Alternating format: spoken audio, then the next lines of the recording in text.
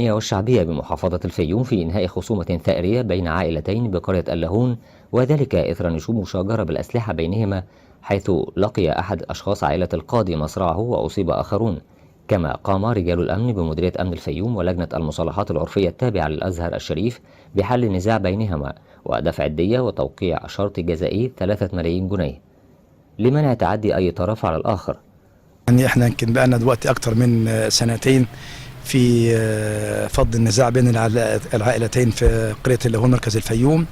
ربنا أكرمنا مشيخة الأزهر الشريف ومعانا لجنة تحكيم على أعلى مستوى، لجنة عرفية منهم العمدة خاطر والعمدة أبو طالب شحات والعمدة ربيع أبو الطيعة.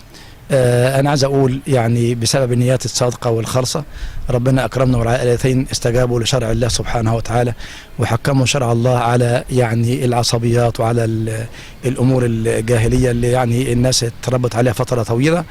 كل الشكر للقيادات الأمنية وعلى رأسها مديرية أمن الفيوم وعلى رأسها سيد مدير أمن الفيوم، لأنهم قاموا بمجهود وبجد لهم. احنا لنا أكتر من سنة في محاولة إنهاء الخصومة وتحت مظلة القيادة الأمنية، وبنشكر رجال الأزهر ورجال الأوقاف ورجال المصالحات وكل من سعى في الخير لوقت الفتنة بين عائلة القاضي وزدان. وبخص بالشكر عائلة القاضي إنهم صفحوا الصفح الجميل على إنهاء الخلافات والخصومات بين عائلة القاضي وعائلة زيدان، وكل الشكر والتقدير لعائلة القاضي على قبولهم الصلح وقيادات الأزهر وقيادات الأوقاف وكل رجال لجان المصالحات، وكل الشكر والتقدير للسادة نواب مجلس النواب. الصلح استمر كم سنة؟